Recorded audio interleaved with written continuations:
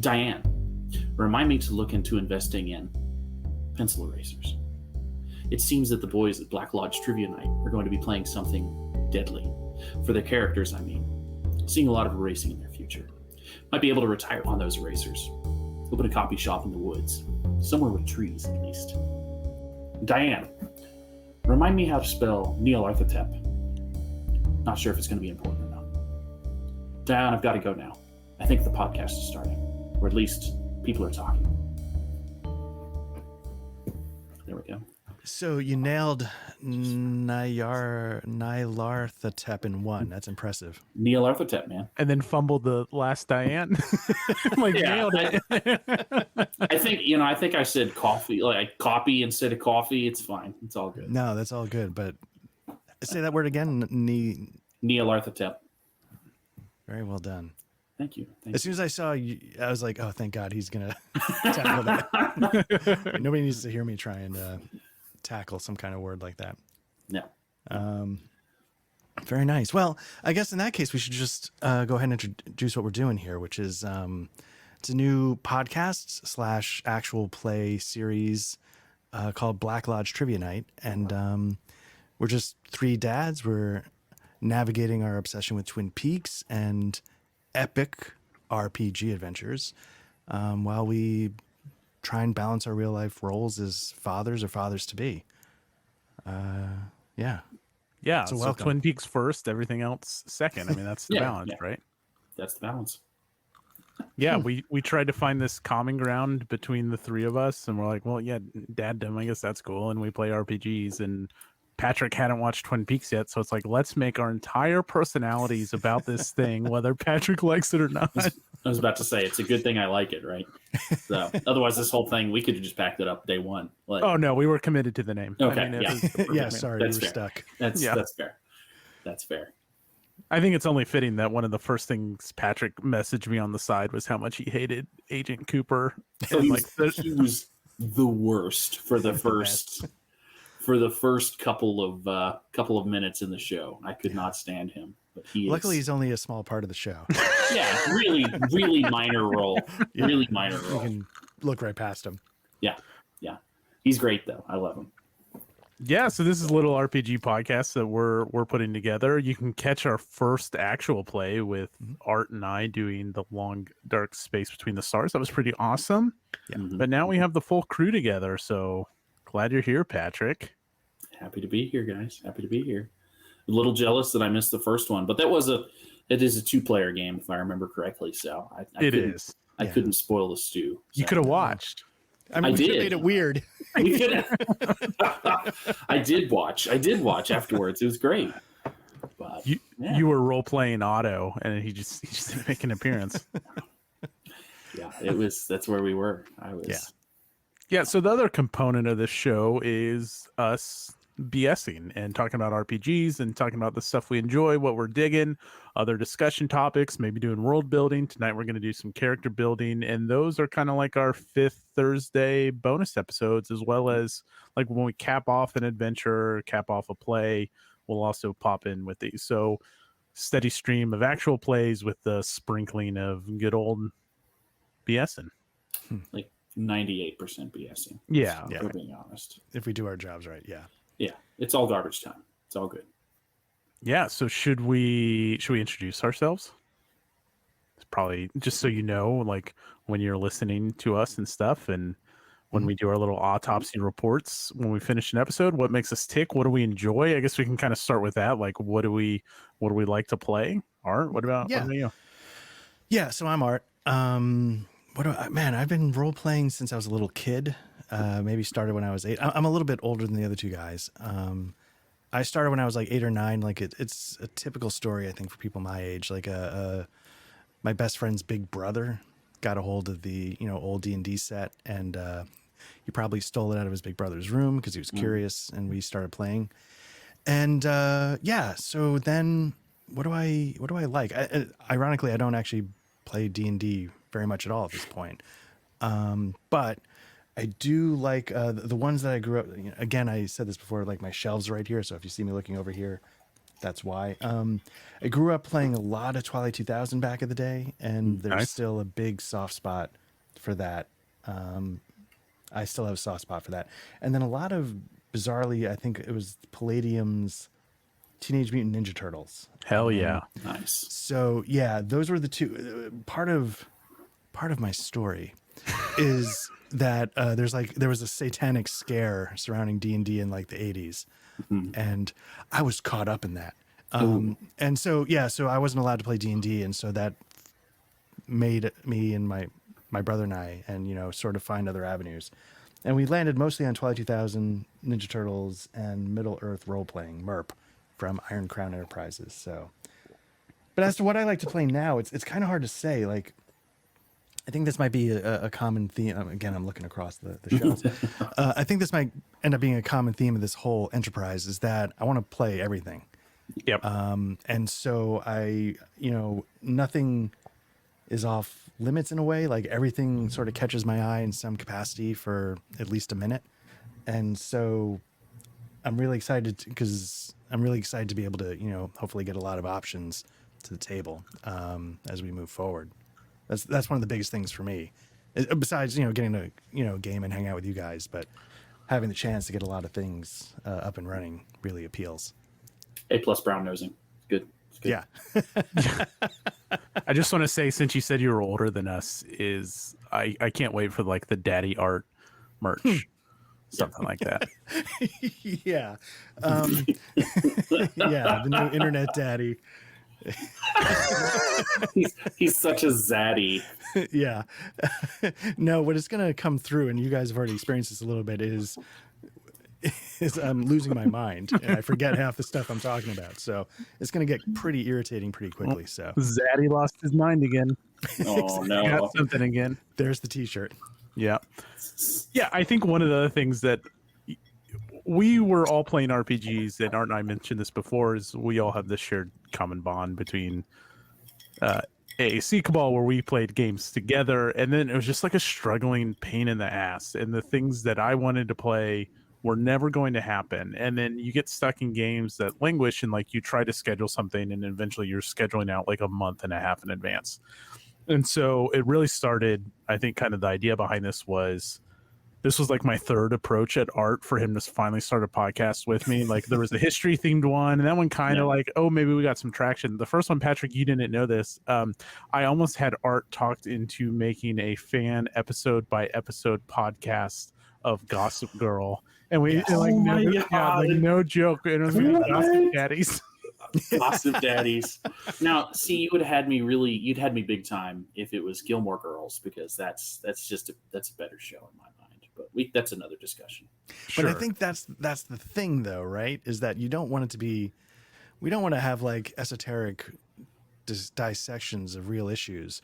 We want to have like talking trash about trash. I think that was gossip. I think at one point, wasn't it Riverdale? That was an option too. Yeah. Okay, because I heard that show is great, terrible. It is.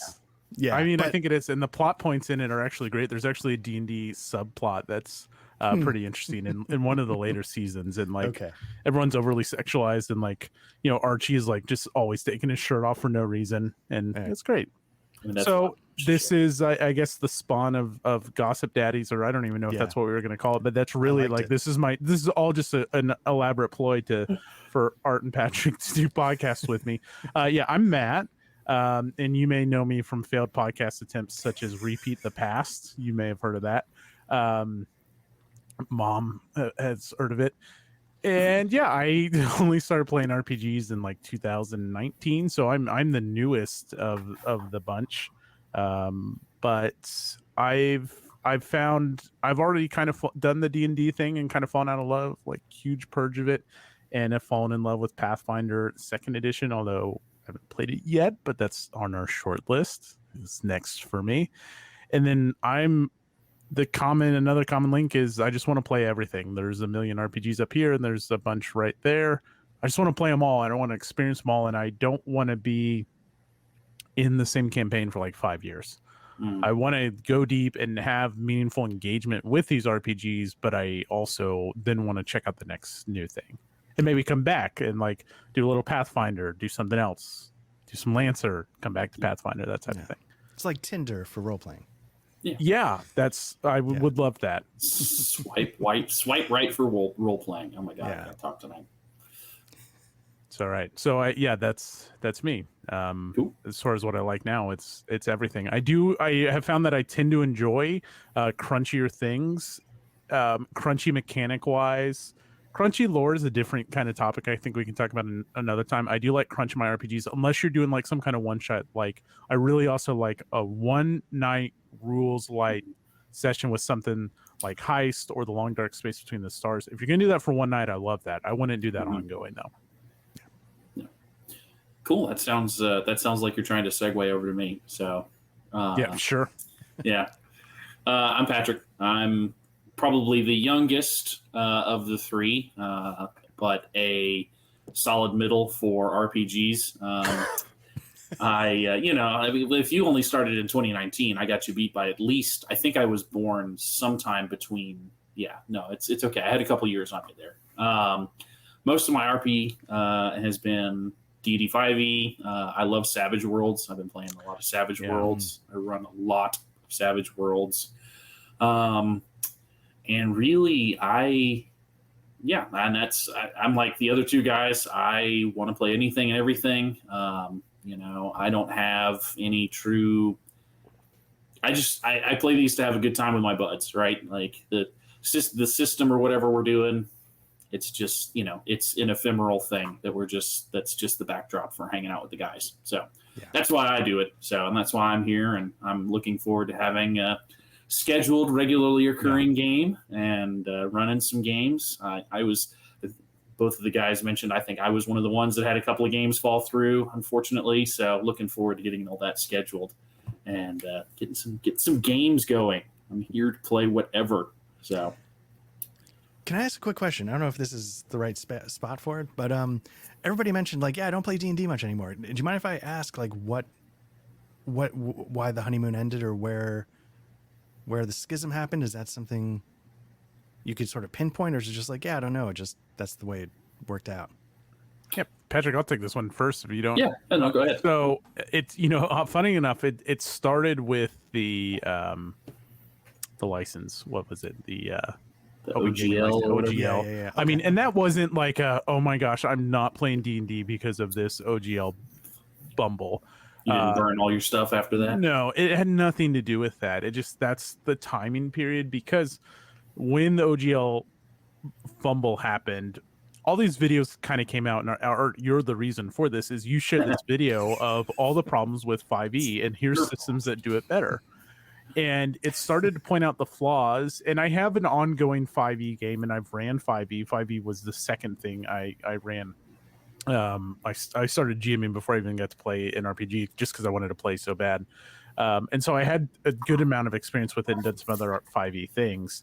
And once you kind of peel away that top layer of paint, the polish wears off soon. And it's 5e is really a great system. It's just, I want more and I want to do different things. And so the polish is worn off, and I don't know, I found other things and got excited about other things. I'm way more excited for Pathfinder, and the writing in Pathfinder.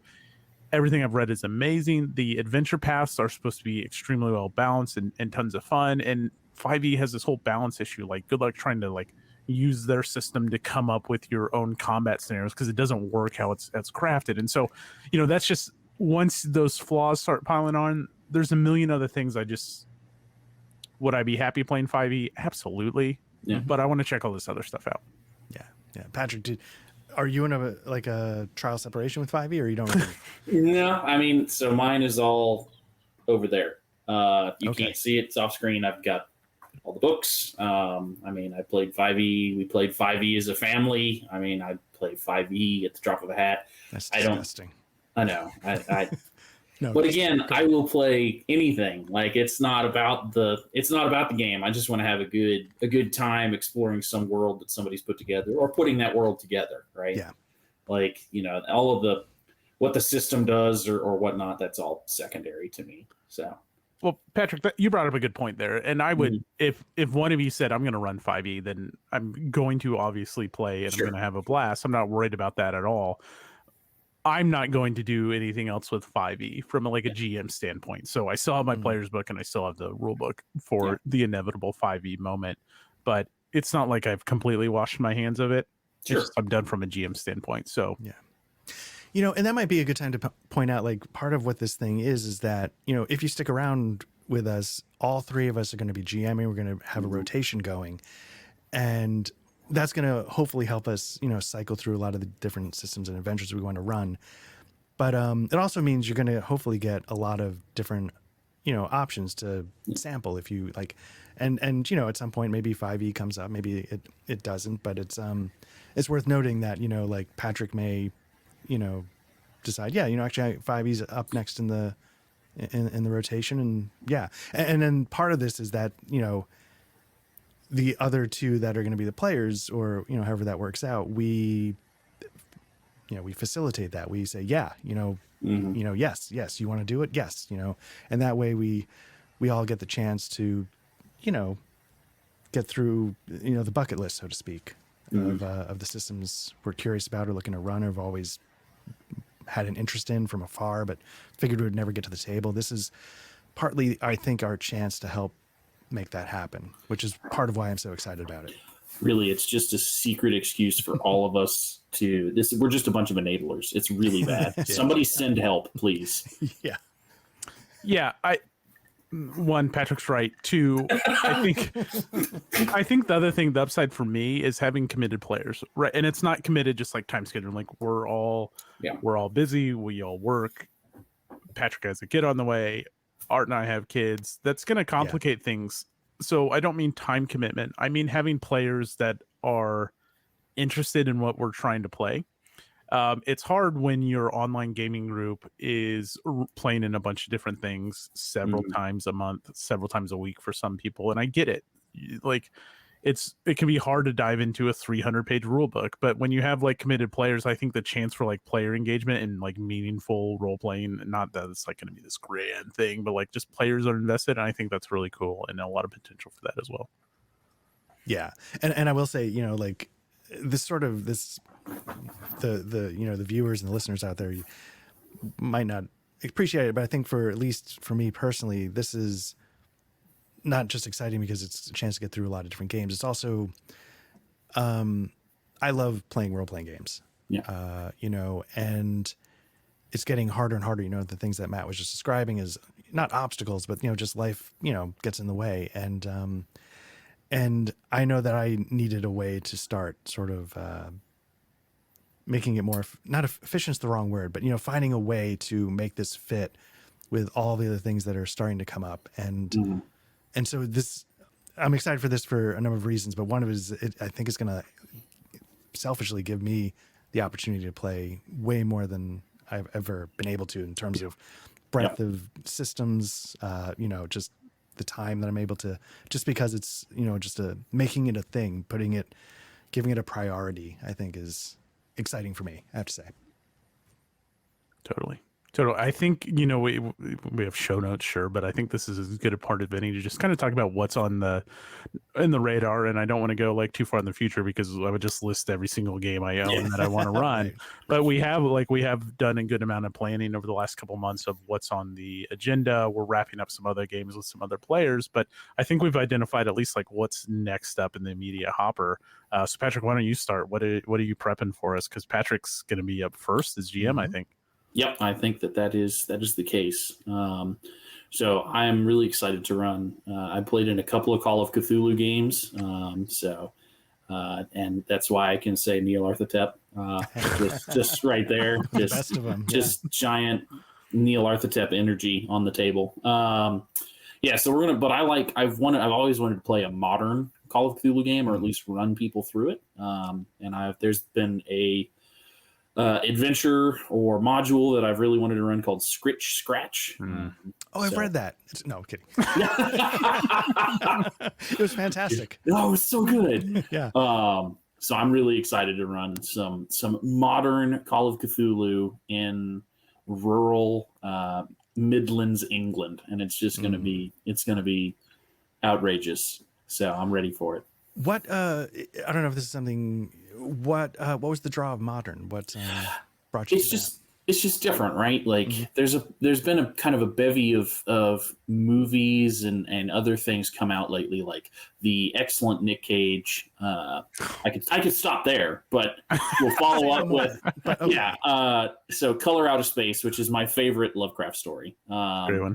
It's so good, and with that, and that's in a modern setting, or at least the movie was. Right. Annihilation, anything Mm. kind of adjacent to it, like Annihilation came out, anything like that. There's just been a lot of movie and film representations of these modern takes on Cthulhu stuff. But if you try and play Call of Cthulhu, I love the 1920s, 1930s setting. It's great, but I want to see if I can take like everybody has a smartphone in their pocket. What can we do with that? Like, Right. it should be. I just want to see how it goes. So. Yeah. I look forward to And it. also, you mentioned film and stuff. Yeah. I mean, modern. There's been a huge push. Well, I shouldn't say huge. There's been a decent push to make modern literature in the Mhm. Cthulhu, using the Lovecraftian mythos, Mhm. and there's been some really exciting and new stuff that's way better, more digestible than, and obviously doesn't have the I was racist about to bullshit say, from Lovecraft. Right. So, significantly less or racist. Yeah. or confront it directly and turn it on its head with something like Ballad of Mhm. Black Tom. But Mhm. there's very good modern Lovecraft stuff out there. So I'm super stoked that you're doing modern Lovecraft. Yeah. I think that's an interesting twist. I hate rats. Oh, Like, cannot stand them, and that's it's not just a thing because that's what you're running. I can't stand rats, mice, anything like that. yeah.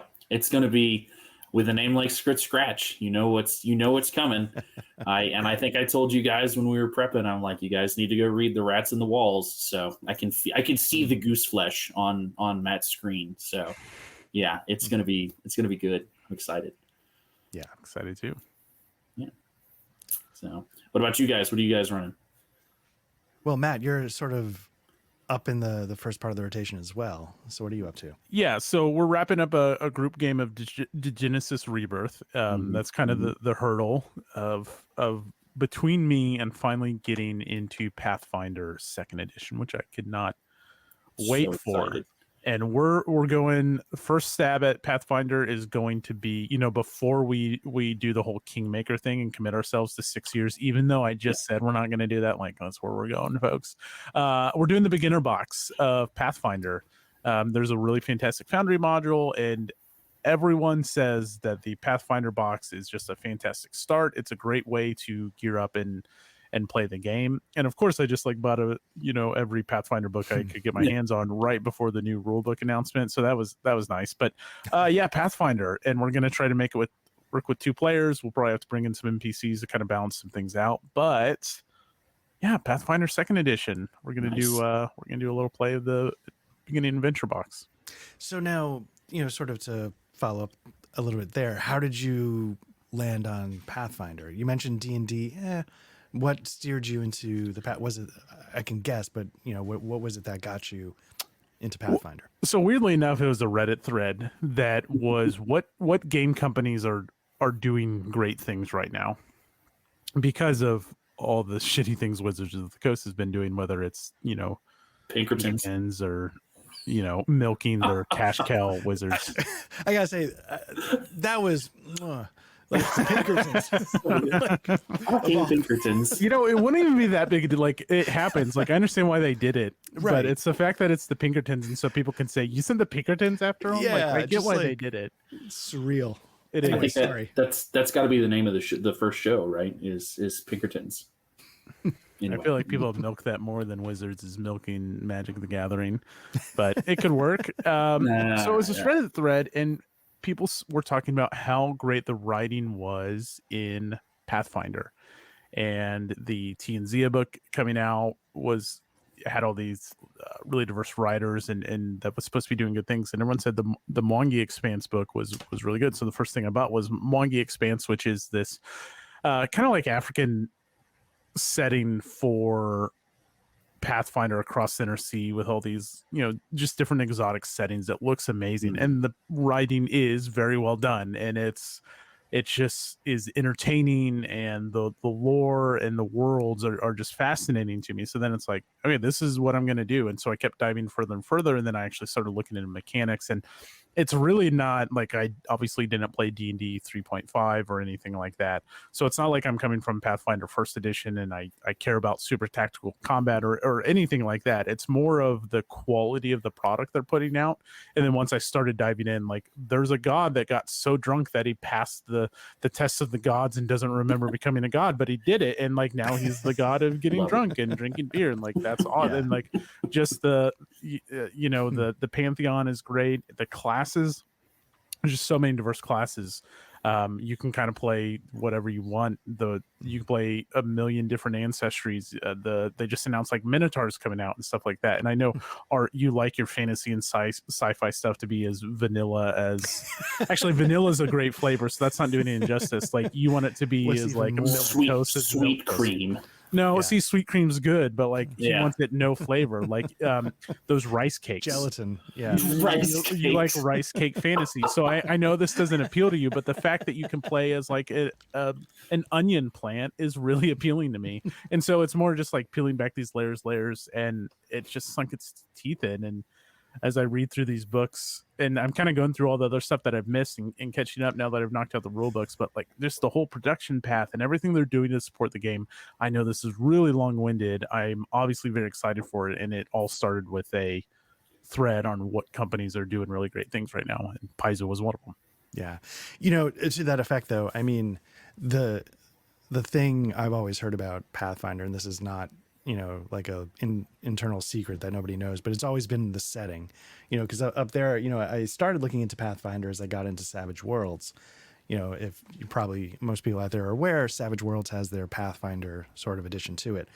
And so at first I was kind of like, why would anybody do that?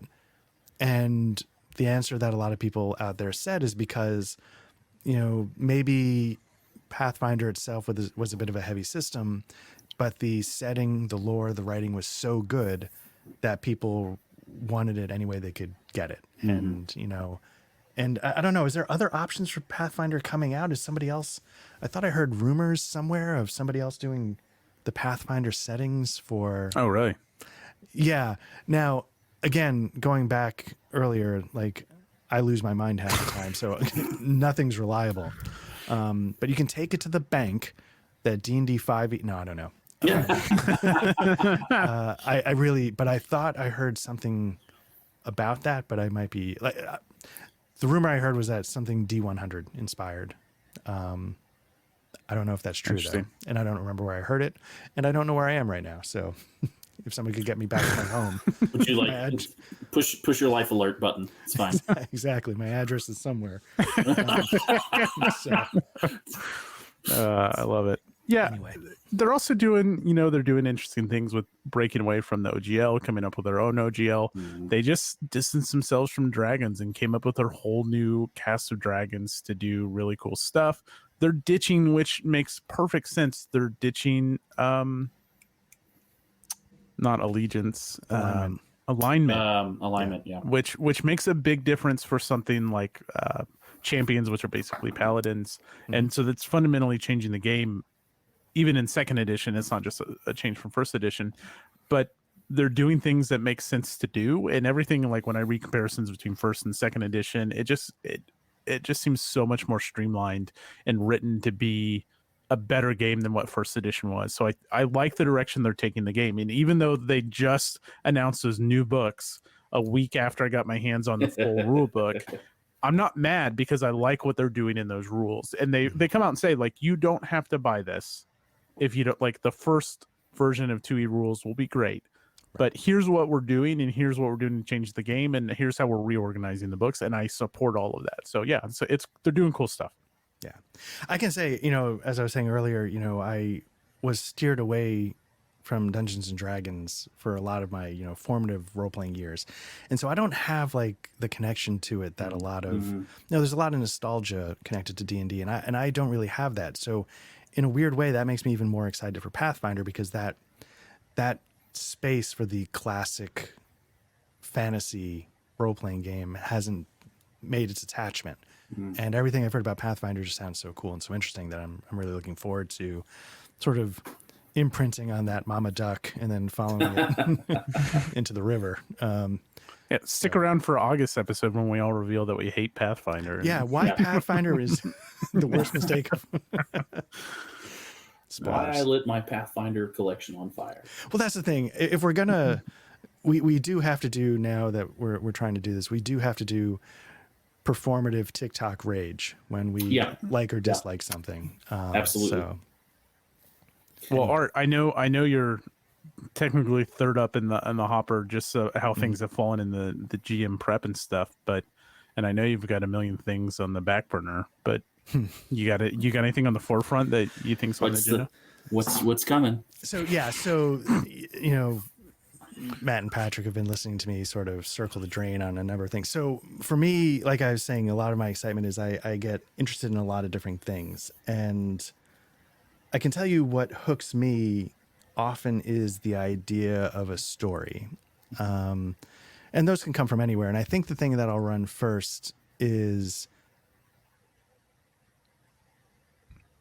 Here it comes. I'll be right back. So the thing that I'm going to Fade to try, black.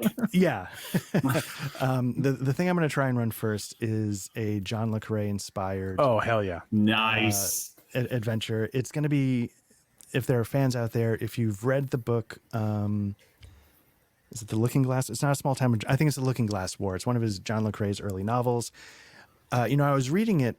You know, I'm rereading a lot of le Carré novels, and I was reading that. And I'm reading this. I'm like, I read it when I was young. Probably a lot of it went over my head. I didn't really have a good recollection of it. But I was reading it and I was like, wow, this is starting to come back. But I was like, this could be actually a really interesting RPG campaign. Mm-hmm. You know, his books are usually very interpersonal. But this one, for all the interpersonal stuff that goes on, has a clear, we should do X at this point. And then that leads to, we should do Y. And I felt like, you know, that's sort of like, hangs a little bit of an adventure. You know, it's like it gives you a goal, and you know what happens, how that goal gets accomplished, you know, when we play it, you know, that's going to be the fun of it. It doesn't have to follow the book. And so the trick I've been having though is I don't know what system to do it in. D&D 5e. Obviously, right. Savage Worlds. So for those who know John le Carré novels, they're Hold on. you know, Sorry, Art. Anyone who's read John le Carré besides like historical fans doesn't know how to operate a podcast. So before you go any further, please tell my mom and other listener that what a John le Carré novel is. John le Carré is the nom de plume of a British author who came up in, I think, British intelligence in World War II, and then did some things shortly after World War II, and then he left public service. He left the game. I'm allowed to call it that because You were in the game. because I read the books. Yeah. So I feel like, but anyway, and he then became a spy novelist. His first two books were novellas. One was A Call for the Dead, and the second one was something, I can't remember the second one. They never really took off, but his third book became an international success, and that was called The Spy Who Came in from the Cold. That came out around, I think, 60, 61. So these are hardcore, classic Cold War. Anti-James Bond is often the way it's described. When James Bond, you know, shoots and beds his way through a problem, you know, John le Carré's characters drink and talk their way through problems. And so if you ever had the image in your head of, like, you know, a British spy caught in a cold rain in a trench coat, you know, not happy to be there, that kind of, you know, sort of the fog rolling in or something, that's a le Carré kind of hero.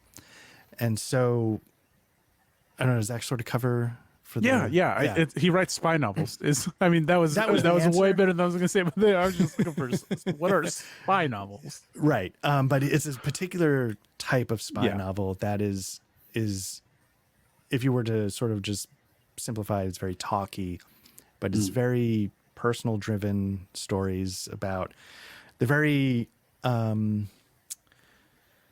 callous You know, he has Le Carre doesn't have like a very warm, fuzzy outlook on the game.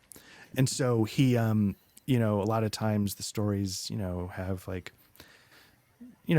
callous twists, or they don't treat the characters, very well. It's dehumanizing. It's, whatever. Anyway, but Spyro came from the cold, put him on the map. You might be more familiar with Tinker Tailor Soldier Spy because it was made into a movie. It's a great miniseries a long time ago, but within the last 10 years, it was made into a really good film. Spy Who Came In From the Cold is also a fantastic movie. It's available in the is. Criterion Collection. Yes, yeah, and it's worth checking out. It's very faithful. It's a downer, but it's a very faithful, well done adaptation, and a nice distillation of the book. Anyway, so it's a spy novel. So that's the answer. You should get used to this because I sort of just and that's. No, I love it. So the trick I was having is system. Another thing I tend to do is I like to tinker, and so I'm running 2 games now. They're both homebrews based on Savage Worlds. They started off as homebrews on other systems, and I sort of tinkered them into Savage Worlds. So I do that a lot. And so the system I had initially planned was, there's a system, it's a D100 RuneQuest derivative called Mithras. It's kind of I find it a very good, not too difficult, generic D100-ish kind of system to digest. The trick is that it has also a very interesting but complicated combat that we probably don't need. But I spent all this time combining elements of Delta Green with the fall of Delta Green for the time period with Night's Black Agent, because they have a way of pulling out the supernatural and creating sort of this. So I had this whole thing, and then part of me is just like, but we could do PBTA. So I'm not sure where that's headed, but like, because there's actually a really good PBTA, but I, like my fear is that, like I said, I come up with this idea. I'm like, this, and PBTA is the kind of game in my head where it's like, no, you don't. The actually having an idea is a detriment to the system. It's supposed to be like planting a seed, and then let the players in the narrative. But maybe that's all it is. I can just say like, look, planting the seed. You walk into the office. Here's what's going on, and then I let you guys take over, and I don't worry about what happens in the books. It's awesome. Or I'd be a dictator. No, I think railroad you. It's an interesting. That's a whole conversation for another day, like railroading or not. But like, I'm all for it. Like, if there's a story you want to tell and it's going to be an interesting, captivating story, even in something with PBTA, which I haven't played, but I've read plenty of, and I know the objectives there. I'm all for it. I say go for it. Or do your 5-game mishmash, which would be cool too. Right, because part of the interest in this, I get these. When I was talking to you guys offline, I call them like thought exercises. Like I'm like, what if the one I was describing was doing Iron Crown Enterprise Middle Earth Bree, the Bree supplement in Columbia Games' Harn.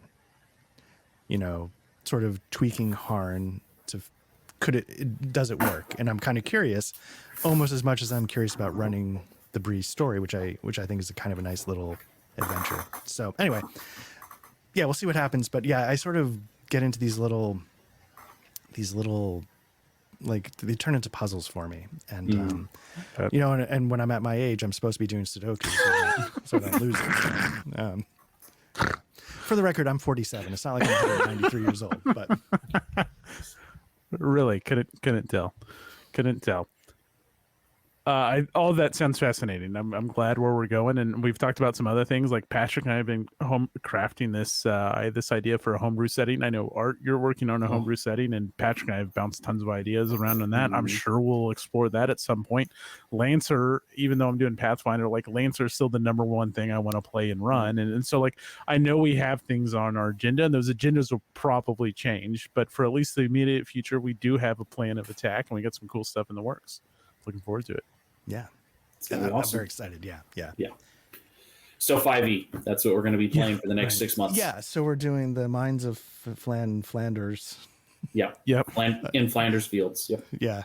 Good. All right, Takes a takes a dark twist when you hit a landmine or get bombed by mustard gas. But Hey, though, there is a really cool on the topic of mustard gas and getting your legs blown As we off. do, yeah. Yeah, on that topic, I love running Savage Worlds. Weird War 1 may make nice. may make a I love comeback that. at some point. Oh, it's so good. Yeah. Mustard gas monsters. Oh yeah.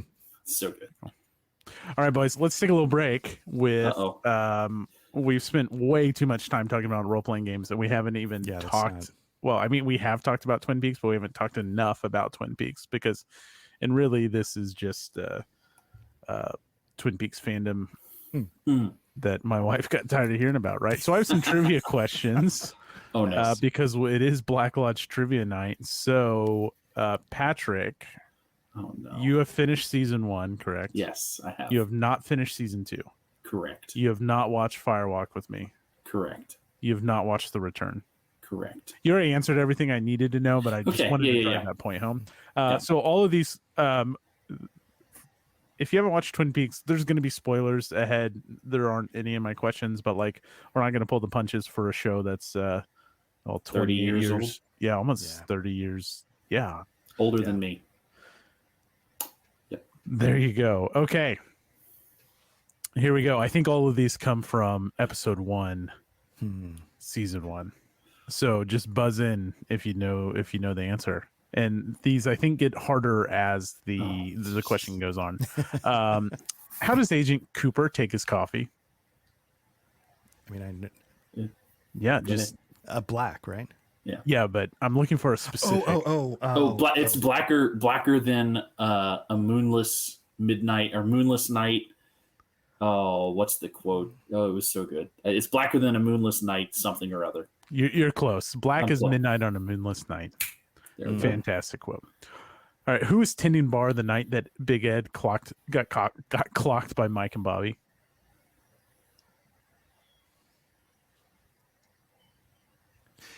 Was it I Jacques? remember. It was Jacques Renault. Nice. All right, the hardest one. What is the name of Leo's semi-truck? I'm not going to remember. This is like the first one was really easy because that's like a famous Twin Peaks line, and then Yeah. Doesn't it have something to do with pigs? Why am I No. remembering? Okay. no, Big you're not Bessie. too far off. Yeah. Big don't know. Pussycat. Oh, Yeah. nice. Not Big Bessie. All right. No, Nice. there you So- go. That's all I had. Just 3. Let me. So we need to talk about Twin Peaks. Patrick, we know how you got into Twin Peaks. We just shoved it down your throat. Yeah. There was you tied me to a chair and turned it on. Like Yeah. it was fine. So, but Matt, how did you come into Twin Peaks? So my brother started watching it when it came on Netflix, and this was early Netflix, like early streaming Netflix. It was one of the first things on there, I want to say. And he started watching. I was like, "This sucks. Why are we watching this?" This And, Agent Cooper guy is the worst. and so I don't know. We were married, and we were living in our first apartment, and something drove me to like fire it up. Wait, hold on. Time out. You and your Yeah. brother were married? No, my wife. Okay, all right. My wife and I were married and All in right, the thank you. apartment, and I started to watch it and just become like anytime I have even a remote interest in any kind of TV show or hobby or anything, like I just go full ham. Like, for example, Gossip Girl, I wanted to start a Zaddy podcast. And so like there's no half-assing things around here. So if I have an interest in Twin Peaks, like it consumes me. And so I knew at some point that I'd naturally travel to Washington to go see all the Twin Peaks sites, which we did 2 years ago, and it was awesome. And it just so like I tried, I knew it was a great show, and then something must have just turned me onto it to like, oh, let me give that another shot. And that first season, sticking with it was amazing, and then the payoff at the end of season 2 is one of the best. Like, Sorry. it's just like one of the best payoffs. Oh, it's beautiful. And then the return, even after that fandom, I didn't get to the return until a couple years after, and I was like, what am I doing? Why haven't I watched this? And I got COVID, and then I was like, that's what I did, is I just binged the return. Actually, I binged the entire thing. I did the whole thing, and then started the return because I was locked in a room by myself. So Well, you don't get to say this very often, but thank God for COVID. Might be the first time. what about Maybe you, the only Art? time. How did I get into Twin? But let me, before I will answer that question, but let me answer that question with a question. Was you, a whole household into Twin Peaks, or was it really just you, but your wife was polite enough to? My what cat? Sorry, cat's actually right behind me. How far in Twin Peaks did you get through season 1? She watched until the killer of Laura was The revealed. answer. Okay. And Patrick, is this a solo expedition for you, or are you watching? Oh it yeah. as a family? Oh Okay, my God. Yeah. Yeah. All right. Same. Like I'm the only one with any interest. It's a hard pass, and everybody else here. But the story of how I got into it is actually really interesting. It's not really interesting, but it's a story I really like because it's about friendship, and so I got introduced to David Lynch through my college roommate. Big fan of David Lynch. He's got, some connections. And so he introduced me to his films, but I never got a chance to see Twin Peaks until I got to graduate school. And now, not that this is important, but I went to graduate school to study film directing and film production. So that's what I studied. That's what I have my graduate degree in. And what made it so great was I had to attend like this summer institute to get me up to speed because I didn't do any film studies as an undergraduate. So I needed to sort of make up all that lost ground. And one of the guys I was in the program with over that summer, I didn't go right into graduate school. I was like a couple of years out of college. So I was an adult. But for this summer program, you move back into the dorms. Wow. And you're doing the dorm life again. I was actually on the same floor with the University of Miami football team. It was me and, super nice guys. But it's like, as somebody who's out of college for a couple of years, it's sort of a weird thing to go back to. But I had a classmate of mine, good friend. I mean, he also a David Lynch fan. And I said, oh yeah, I love his movies. He's like, oh, well, what'd you think of Twin Peaks? And I was like, never saw it. And he was like, smacked across. Yeah, that's the thing. You might as well have. He's like, we're going to watch it. And so every day after we did our workshops or whatever they called them, I'd go up to his room. He had the whole VHS collection at the time. And he's like, okay, here we go. We're just going to start. The whole VHS collection. Yeah, that's the thing. It was like, he's like, we're just going to go through them. And the thing that was so great about it was, one, it was like the original binging, right? Like it was binging before binging. And two, he loves Twin Peaks, and watching it with someone who truly like life-changing love for the show. Like he says, like, this show changed my life.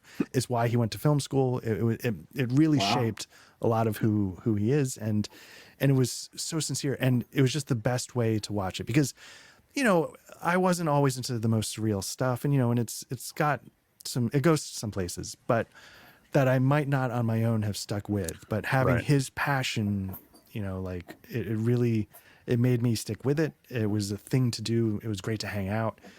So there's a lot of other memories attached to it. And then what was so interesting about like The Return was, I just had to watch that by myself, and it's one of those things where like, you want to talk about it. So it was nice to find people online and stuff to talk about it with, but nothing's ever quite captured that first watching of Twin Peaks back in the dorms.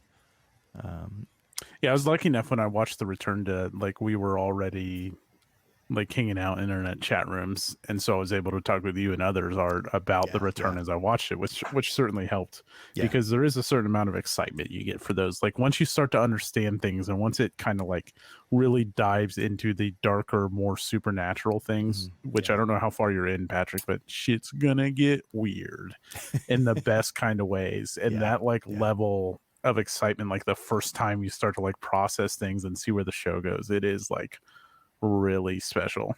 Yeah. Go ahead, Patrick. I was going to say, I think the most recent episode I finished was the kid is sitting there with his grandmother, and he said, and it's the corn in his hands. Oh yeah. And I'm like, what the fuck is happening? So that's the weirdest I've gotten besides the owls are not what they seem. So season 2 is weird. I love it. I'm here for it. And the interesting thing about The Return, I won't spoil anything, but for me personally watching it, it's like I don't think it's a spoiler to say it's a bit of a slow burn, because Twin Peaks itself is And so I'm kind of watching. I'm like, oh, okay. And then all of a sudden, like, a piece clicks, and you're like, and then the next one clicks, and then you realize, oh my, this is going to be like, it's still a slow burn, but for me, I was just like, yeah, let's go right to the end. Like you start to realize, like, it wasn't a slow burn for its own sake. Things start falling into place, and you're just like, I'm in. This is beautiful. And it just got in the final episode. Oh my God, it's good stuff. Ready? It's really something special. And there's a particular episode you'll get to, Patrick, and you will just be like, what am I doing with my life, and what did I just watch for like 45 minutes? And James. Nice. Oh, James. Yeah. Anyway, well, so yeah, I went on for 20 minutes about just about every question you've asked me tonight, so I apologize. That's wonderful. I mean, this is a first and foremost a Twin Peaks podcast, and that's what we're here for. Our actual place. Do the Icelanders come back? Like, this is a question I had left over from season 1. Did they come back? Don't they in season 2? I can't remember. I thought they. No, don't. It's another group. That's right. Yeah, Okay. I won't go into it. Don't spoil it. Don't spoil it. Yeah, I think it ends up being another group. Has anyone gotten stuck in something yet, Patrick? Not that I'm Like something you wouldn't normally get stuck in, like we couldn't get stuck in. Because that's like the low point of season 2 for me. But after that, it's like to the moon. Nobody's been stuck in anything. Okay, you'll know when it comes. What's the straight-laced agent's name? Is it Anderson? No. Miguel Ferrera's character, the autopsy guy. Yeah. Man, he's so good. He's in the return. Oh yes, he steals every single scene that he's in. Yes, and it's the best part of so far. He's been the best part of season 2. So, and I assume Denise isn't there yet, right? I don't think so. No. Okay, you'll know when Denise is there. Okay. Oh man, Albert Rosenfeld. Yes, Albert. Yes. Yeah, he's so good. I love his monologues. Yeah. So, who's your favorite character, Patrick, so Cooper. far? Yeah. It's okay, Cooper. that's good. Yeah, Art, do you have a favorite? It's either I really like Cooper. I really like Rosenfeld because, like you were just saying, like when he shows up, you're in for a good time. And I also really like the Air Force dad. Oh, Yes. he's so good. Oh my God. Isn't he? Yeah, He's every line that he has is just gold. He doesn't have many, and they're just perfect every time. He plays a big role, and at first he's just so dry, and you don't understand him. But then, like, he really is such an important character on so many levels. I agree. That's a good dark horse pick, Art. And Coop's obviously the best, but he's so good. yeah, absolutely. Sweet. Okay, should we get back to the RPG? Yeah, why not? I mean, if we have to. Yeah. So we have a couple of discussion topics, and what I wanted to present is on the topic of Twin Peaks. I know my answer, so I'll let you guys start and start chewing it over. But how do you, to frame this in a Twin Peaks mindset, how do you like your RPGs dished up if you were to divide them into role-playing games or role-playing moments and combat moments? What are your preferences? Like, assume combat is cherry pie and role-playing is a damn fine cup of coffee, and you have a 2.5 hour session. Like, are you going all cherry pie in combat, or are you just having a cup of coffee? Art or Patrick, why don't we start with Patrick? Like, how would you dish up your RPGs for like the perfect experience? Give me a damn fine cup of coffee, man. I mean, so you're more role play forward than I'm terrible at role playing. Like, just as a spoiler for the rest of for the rest of this,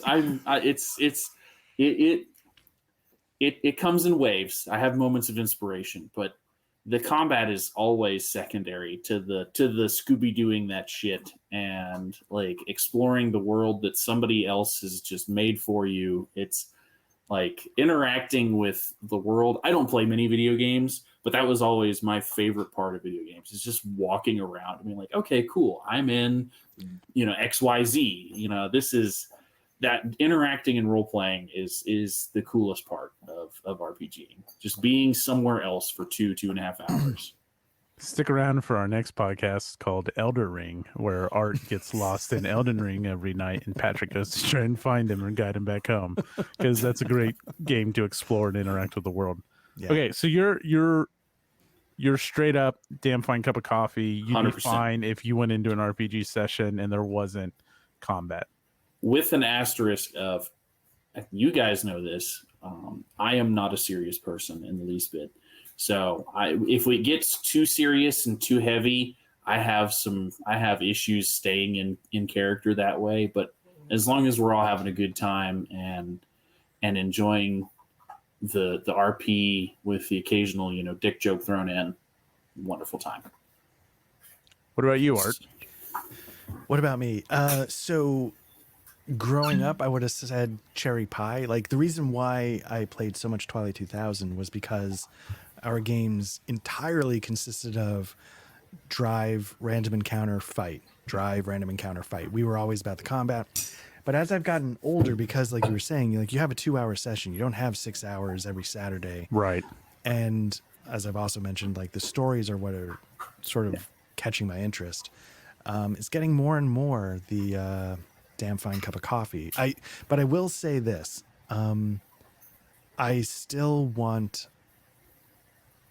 something. It can't just be I don't know if I'm like a pass the stick kind of gamer. I still want, especially like, we've talked about Savage Worlds. One of the great things about Savage Worlds, in my opinion, is it's got a really great, crunchy, but fast moving combat system. 100% agree. And I think that's, a lot of fun to take part in. So, the three of us are in, a Savage Worlds game that I'm running, and there's only been was there only one fight so far? Maybe two. Maybe, but it was a blast. At least for me, I was having a great time. And it makes for like a nice, it's a palate cleanser. Yeah. It lets you do something. It lets you stretch different muscles. We all, for what it's worth, we all come from another hobby, wargaming. So, there's something, I think some connection to be had there. And but mostly I'm going with damn fine coffee, I think, at this point.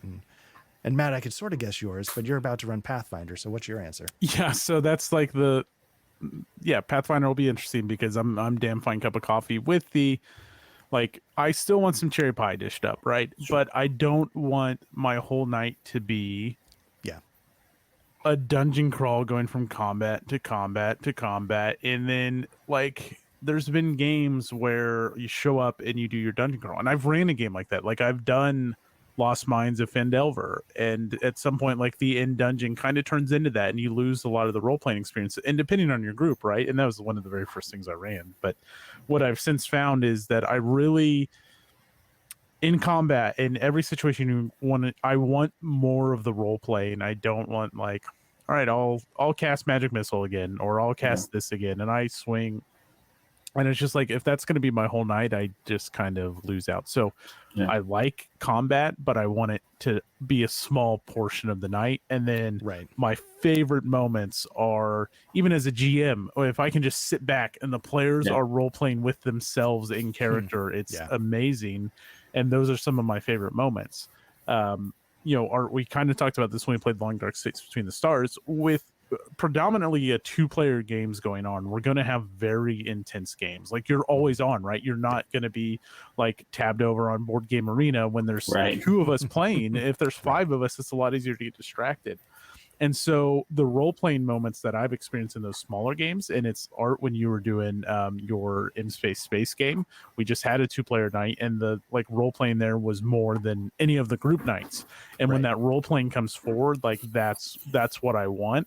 And like, you can't force it. Like, I can say, like, this is what I want every night, but it's just gonna come up. And I think I don't want to be bogged down in combat to combat to combat every night. And it's just like, all right, we killed that bad guy. Let's go back to town. We told him we killed him. Okay, now we're marching to the next place. And guess what we're going to do there? We're going to get into combat. And then, like, that's fine, but not for me. Yeah. So can I add an asterisk to my cup of coffee? Yeah, unfortunately, no. I've punched my ticket, and it's game. Yeah, so unfortunately, yeah. So my first cup of coffee on the night, I like it to be just black coffee. Like, I just want to be black coffee. And then the second cup of coffee, or maybe the third cup of coffee, I want it to be like cherry pie flavored coffee. Like, does that make sense? Like, Why don't you just dunk your cherry pie in the coffee? Why would you have cherry pie because flavored coffee? that's entirely too much cherry pie. Because for we're not my coffee. animals. Yeah, like I want, like when I run games, and you guys will see this because I don't think I've run anything for you in other situations. Yeah. Even my combats, I try and make them like it's about what cool thing do you want to do. Like, I don't want you to just shoot a pistol. I don't want you to just, oh, I'm going to shoot magic missile. Like, I want you to do, like, blow up the train tracks or roll the boulder. Do something cool. Do something that will progress the story. The combat is such a secondary thing in a game. I want you to, I love in Savage Worlds especially, like, destructible environments. I want you to interact with the world when we're playing, and see something interesting, make something interesting happen. Nobody, if all we're doing for 2 hours is, I reload my rifle and shoot, like, that's boring. I'm sorry, it just is. But And what I'll say, like, I still like the cherry pie, but when I'm thinking about the games I've run, so like in the game that the three of us are in, like the first combat came early, but there was, this is stupid to say, but I'm going to say it anyway because that's my style. But like it was part of the story, so to speak, right? Like, it wasn't just that, okay, it was a fight for a fight's sake. The fight was there. There was a reason why the fight occurred as part of the larger story. When you finished the fight, you were able to glean information from, the participants or some of the other people or the whatever. And so I do think that when I'm setting up an adventure, I'm putting fights in it, but it's not just like a go clear the dungeon crawl. It's, right. At this point of the story, there would be, a conflict, and this conflict is, the bandits are here for a reason, and then the person you're protecting is here for a reason. And so. Yeah, I either want like the combat to be meaningful for the characters or myself. Like, why are we here? And if it's just like because the adventure module says to go here and fight this thing, like that never feels that great to me. Sure, you have great moments where things happen and some great sessions, but I mean, we're gonna have to make it work in Pathfinder. Like, there's gonna be combat, and I'm not saying that I dislike combat. It's just it needs to be different than just a night full of combat. And the big combats, if you're gonna have a long combat, then I think it's got to be like the players have to care about being in this combat, and stakes have to be on the line. Like, I'm all for player death. Otherwise, like, why are we role playing combat if there's no stakes? I'm not gonna purposely kill you, but I think also just having that player investments is key to it as well. Yeah, and also I will say, like, part of the unicorn that I'm chasing is I grew up on Twilight 2000. I grew up on crunchy combat, but it can't be the whole session. So I'm always looking for that unicorn. And one of the things I like about Savage Worlds is it feels like there's real crunch there, but it also feels like it's going to move. And that's why I'm kind of curious about Pathfinder, because I've always been, like I said, I don't have an attachment to that kind of fantasy game yet, and I want Pathfinder to be the one. The interesting challenge I think that's going to be with Pathfinder is getting the playing with the crunchy mechanics, playing with the crunchy tactics, because it's not just everyone take their turn and smack and shoot spells and, I'll just see who this person attacks. Like, there's flanking and these things that are, you don't have to use them, but they're all important in Pathfinder, more so than 5e. But I want to implement those, but then also keep that combat moving and not just be like, you roll up, you stab him, he's dead. Like, there's got to be things that change, and there's, like, there's roles to recall knowledge in Pathfinder to recall what you know about monsters so you know their weaknesses, and those are important. I think they need to happen, but it's about the pace, I think, more so with combat than anything else. Where with role playing, I can sit back and enjoy my coffee, right? I can, I can just see what the players do and let them experience that moment. With combat, it's so much more about pacing to make it enjoyable. Yeah, I never want it to be something where you just get like, oh God, okay, well, you know what? Just roll a d6 on a 4 through 6, you win. So, because I really want to enjoy the whole thing, right? And that, and that's combat as well as the role playing. On combat, and as a this is probably a discussion for another night, but I'd love to hear your guys' thoughts on fudging rolls as the DM for combat. I'm Just an open because, roller, baby. All out there. boo, boo, I say. If it was meant No. to be, it was meant to be. No, let it end when it needs to end. Don't drag it out.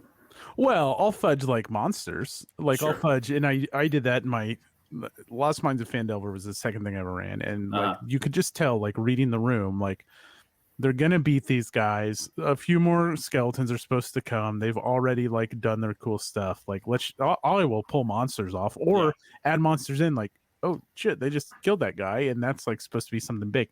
If like the room calls for it, so I'll do that. But like Sure. a roll, out there on the table, maybe. Yeah, okay. That's fair. That's I do very similar things then when you put it that way. So, Art, are you all behind the screen?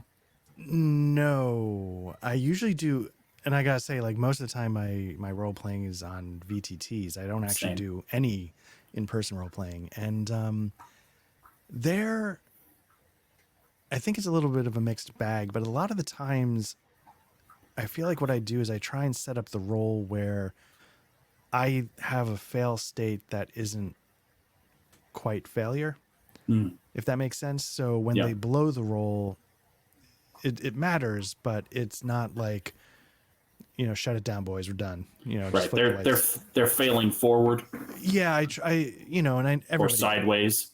yeah, or that road's closed, but Yeah. I made sure they knew of another road or something, which is what everybody does. That's Sure. GM'd a couple times, I guess. So it's not some magic formula, but Yeah.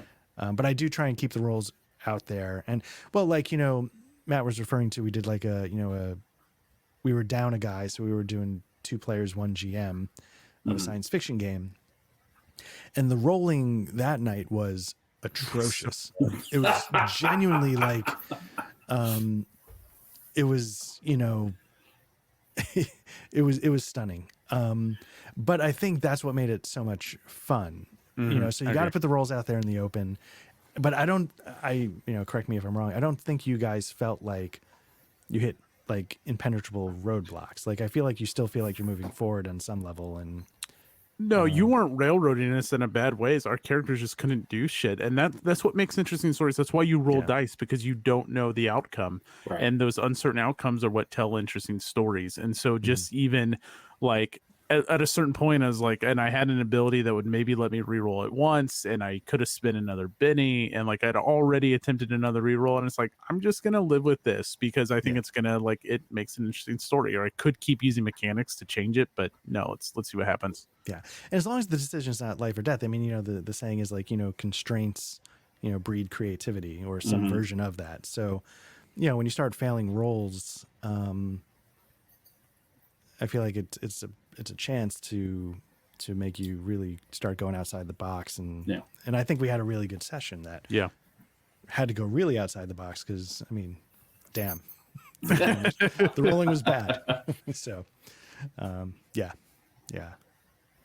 All right, sweet. So one thing, I talked about this to kind of wrap up the show, like meaningful engagement with the players. And one thing that I'm not wild about, but it just happens because of, I'm not blaming anyone, just with busy schedules, is, hey, we're going to play a game. And gosh, I did this the other, like Patrick, when you were talking about East Texas University, I was like, oh, I already have a character in mind. And so everyone just shows up and they're like, I'm playing this character. And I think it's such a missed opportunity to kind of do collaborative character building. And, I got this idea from the Secret Cabal Lords of the Dungeon where they have like intense character building sessions before they start anything. And like they'll hang out have a bunch of beers and just hang out and just go through it and come up with like their family members and doing all this stuff. So I put this out there for Pathfinder 2nd edition. I gave you the pitch and I challenged both of you to, all right, just think about, you don't have to have an answer, but what kind of characters do you want to play, and how do they know each other? Why are they in Otari? That type of thing. And And why don't I read that pitch just so the listener Sure. and viewer hear that, and then we can kind of talk about what you guys are thinking. And we don't have to get into like mechanics and what feats are you going to take, and it's short, so pull it up over here. Okay.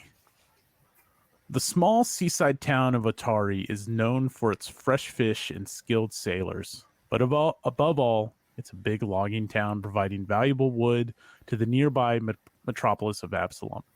But when something dark begins to menace the town, it's up to a band of freelancers to come together and make a name for themselves and learn more about the dark things in the world than they ever thought possible. For you, is Atari home? Did you grow up playing on the docks, getting lost in the nearby woods, and hearing the fantastical stories of travelers from faraway lands, tales of terrifying dragons or virtuous knights, or is it something else? And so, very basic pitch, right? And we're playing in this beginner box, so these can be one and done characters, or if you guys like the idea of what you create and come up with, like we can stick with Pathfinder and come back to these characters. But at least you know, all right, you're in Atari. It's a seaside town. It's not the main city of Absalom, which is like Pathfinder's Baldur's Gate, for lack of a better description. You know the setting. You know something's going on. You're going to be tasked with looking into it. That's all I gave you. And then the task was for you guys to come up with some kind of bond and why your characters might know each other and that type of thing. And I think you did. So I don't know who wants to maybe start, but with that in mind, like, what are you guys thinking? So, Patrick, I'm going to start by saying you should start. Okay, awesome. Because Awesome. what I sort of went with, I think plays off of the idea you had. But yeah, why don't you go Sure. ahead? So I am. You know what? Why don't you just stop right? No, I'm kidding. Okay. Oh yeah. So I'm gonna let you finish, but so I started coming from the world of Savage Worlds and D&D. One of the things that really interested me for Pathfinder in general was some of the weirder character classes. So I really like the idea of playing an investigator. And so in my head, I immediately went to, I'll be an investigator in Otari. Maybe I'll be part of the local police force, and we'll go from there. So I think that that's where I set my character sights on was that, and I'm probably going to play a dwarf because I just like to play dwarves.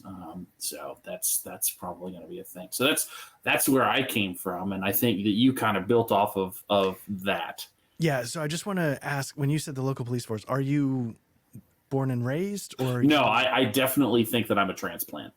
Got it. Okay, I was sort of picturing the same thing. So when you described that, the other night I had the Pathfinder rulebook. I figured, let me start reading through this, and I was sort of picking through the races and classes, and Sure. I was like, okay, I think Patrick's leaning toward an investigator or detective of some kind. I think that's very cool. Should I do one of two things? Should I do the smart system thing, which means, do I take skills, abilities that I think are going to pair well? Like, do we need a fighter? Do we need somebody who's going to be, or do I take inspiration from the show Psych and become a clairvoyant, or what they're called? Psychic. Yeah. And so I think I'm going to lean towards a psychic, and Nice. I think, so I have a feeling we're going to die, but yeah, and that's fine. Right. But before that happens, I think it's going to be pretty fun. It's going to be a great time. I hope, well, I'll ask that question in a second. And I think as far as the race goes, I feel like if I'm the psychic, I also have to be, because in the show Psych, the one who's the psychic is the bigger, the sort of the one you look at. So I think I need to be like an elf or something. I can't just be like, some kind of ratty gnome, or, I think. Oh, I don't know. Or You could be a gnome. I feel like I have to have like a presence for the psychic, but maybe I don't. It's true. So gnomes are interesting in Pathfinder, right? They have this very interesting perk about them where they constantly have to be learning new things, or they have this thing called the is it the grain? It may be called something else. I can't remember now. But basically, like their hair goes white, and then they like eventually stop and like stop living. But as long as they are constantly adventuring or learning about things, they continue on. So that is like an interesting thing you should keep in mind about gnomes. I think play whatever you want, and there's all kinds like. Feel free to if we're doing the sight game, then I think that really opens up like the more out there ancestries as well. So feel free to like be an onion or whatever you want. I don't know. There's dogs, right? You could be a dog person. Yeah, I need the flavorless broth of fantasy though. So I'm just about to say, so you're gonna play a human, yeah. Boo. Human fighter. So, but Matt, I wanted to like this isn't killing. Like, no, I want a dark, serious path. This isn't going to mess up the vibe you were going for, was it? No, especially not because one, I would like when we set out with Rebirth, I did kind of say like this is a more serious game, and it is, and it's a murder mystery, and that would be perfect for Psych now that I look back on it. But like no, this is also the beginner box, and so like if this doesn't work, then we either like this lends itself to go to Vaults of the Absalom, which I'm not wild about because that's just a big massive dungeon crawl, but we're on the coast. We can go to the Mwangi Expanse. We can go to wherever we want after this, or we can be like, if those characters were ridiculous, we're not doing that. Or they can continue to live in the world and do something else. So no, I think I love this. Okay. Good. All right. Whatever ancestry you settle on. So your character is the psychic. Mm-hmm. Patrick, yours is the investigator. Are you Dule Hill, or are you Gus?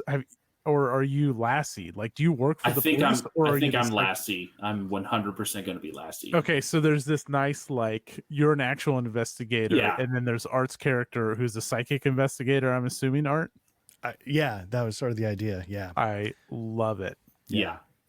So is that the interaction? Like, you guys are at, like, you work together because he's a psychic investigator, you're a real investigator, and so, like, you're constantly stumbling in things together?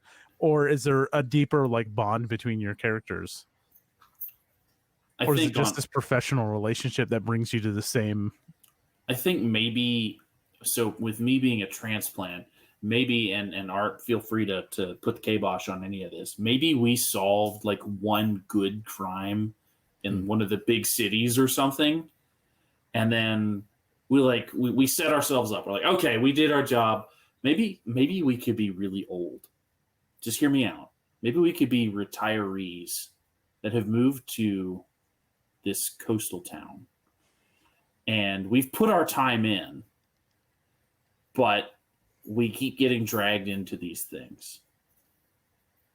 So you're Sean's dad. Maybe that's that might be better.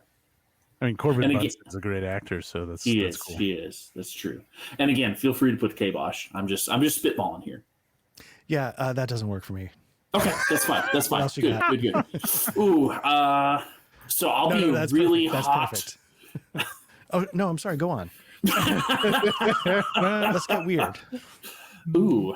No. That sounds perfect. Yeah, that sounds perfect. Nice. Matt, does that work? Yeah, I love it. Okay. So you guys, just so I get it, you guys are, or at least Patrick's character is a retiree that has settled in Otari, that has some kind of past relationship solving crimes with Art's character. Art, is your character going to be a retiree? Well, okay, so that could be one kind of old codger dynamic, or there's the boomer, right? Like the old versus young kind of dynamic. What, Patrick, which would you feel more interested in messing with? I feel two like old guys like incontinence discussions, this may be. I just finished reading not too long ago Thursday Murder Club. Oh, so good! Oh my god, it was so good. Big plug for that. So I'm feeling the old codgers myself. I'm feeling. Yeah, okay. Yeah, that's and again, that's just me, but. And I guess this is a little bit different than Psych because Art, your character will actually be a psychic. And so maybe the confrontation isn't that you're a fraud. It's that, Patrick, you solved crimes through deduction and actually like working in actual work. His shit is too easy. Like, this is outrageous. Like, Can we go ahead and get the t-shirt started for Zaddy Art doing this thing? The trick is the pacing. You go one, blah, blah, blah. I love it. I bet you didn't expect us to go this way, Matt. Well, I mean, you did mention the psych thing a couple days ago. Well, sure, but the old codger psych. Okay, so you guys have I love it. You guys have a past relationship, and you've settled into Otari to fish and enjoy it, and now you've been roped in to deal with the city's problems because you have at least some kind of relation or reputation as being crime solvers. And so, do you have a detective agency, or are you like completely retired? I think I moved here to fish. Yeah. Like straight up. Like I don't want to do this shit anymore. Right. This is our origin story. So in my head, we are retired. Okay. This gets us out. And then the ending, should we survive, is one of us hanging the sign up. Oh. Yeah. And that's how we get started as Geriatric Encyclopedia Brown. There you go. Love it. Yeah. Love it. This is awesome. I mean, I'm gonna tweak some things, and this is our thing now. I love this. This is so incredibly awesome. I mean, and it's great because art, you won't even have to really role play that much. Like you're just gonna forget things anyways. That's right. That's the thing. I mean, you write what you know. But the important thing is, this is not the first game up. No, this is true. No, this is true. No. Yeah, Patrick gave us pre-mades for Scripture Sketch, which is 100% cool. That's not but it's like we didn't have the opportunity to do this. But I thought, like, what a cool way to, like, instead of just doing a zero session where we go through feats and traits and pick all the stuff, like more like, let's make cohesive characters instead of Patrick showing up and saying, I'm playing an investigator, and then Art showing up without any communication saying, I'm on the wrong night. I'm playing an investigator. I'm also an investigator. Yeah, exactly. Yeah. So I think this is cool and like something we should continue to do. And then it allows me to, like, instead of just doing the beginner box, like, gosh, if there's an opportunity, I'm going to give you what's his name from the morgue for sure. Yep. Awesome. Art, you haven't seen Psych, have you? I've seen the first 3 or 4 episodes. Oh my God, something I'm super familiar Oh man, with. what's you need if we watch Twin Peaks. Okay, so we're gonna guys, we're scratching the Twin Peaks thing. We're going to be a psych podcast now. Well, no, stop. It's like, Psych is not that might be good. the stupidest thing I've ever. God, shut him up. Well, it's been a fun ride, boys. Yep. Yeah, See you guys around. One and done. I will say that Psych does have one of the best characters in TV in Mary, which is like in the first couple seasons. It's do you know is it the Boyle twins from Always Sunny? What's the twins' names? Oh, McBoyle. McBoyle. Yeah, it's one of the McBoyle twins plays. Oh, nice. Jimmy Simpson plays Mary Lightly in Psych, and it's amazing. Season 4 is when he's in it. He's so good. Check it out. Yeah. Yeah. Okay. So good. Anything else you want to add about your characters? I think that's. I don't want to go too much into it now because I'm not super familiar with all of the. Like I said, I was reading it, but I haven't fully internalized it. So. Yeah, no, I don't think we need to like dive into, because here's what's going to happen. We're going to continue to build characters, and like this is first up is called Cthulhu, also finishing Rebirth, and then this will start this summer at some point ideally. We'll build those characters, and then we can flesh out skills. I'm going to give you an NPC to make up for whatever's lacking. So if you really need a healer, well, maybe you just might find yourself with a little alchemist buddy that keeps showing up and keep tossing health potions at you or acid in people's faces or whatever. Right. Or if you need a fighter, then we're gonna make it work. So I'm like, play what you want, and that's cool. Yeah. Did you guys ever read any of the Terry Pratchett? I forget the character's name, and I feel bad about that. But the Sergeant at Arms, like the detective in those. No. Oh, are you talking about the City Guard? Yeah. Oh yeah, that's all the Terry Pratchett I've read. It's amazing. Oh, they're so good. Moist von Lipwig is my favorite of those. But I feel like it's going to devolve into something like that, and I'm here 100% of the time for it.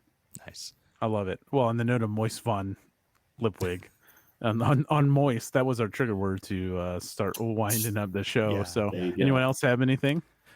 No, just that. So the first thing in a couple of weeks coming up will be Patrick's Modern Call of Cthulhu. That's the beginning of June. Is that when Yeah, it's going I to start? think In theory. first week of June. Yeah. Yeah. First, Did first you- Thursday in June, we'll have something out. It'll be an actual play of something. Yeah. Did you guys want to throw your characters out there real quick, or are we going to skip over that? We should skip over that and introduce them when we start, so Perfect. I can remember. Yeah. Ironically, Cool. I remember my character and I remember Matt's character. Nice. Oh, Oh, I know what my character does. I just don't remember her name. Of course. wow. What's my character's name, Art? Is it Samantha? Fuck, I don't remember. That's the thing. You just say it with confidence, and Yeah. you can get anything. Yeah, exactly. I'm sure it was something like that. Awesome. Just a little hint, though. Surely. Shirley. Okay, began with an S.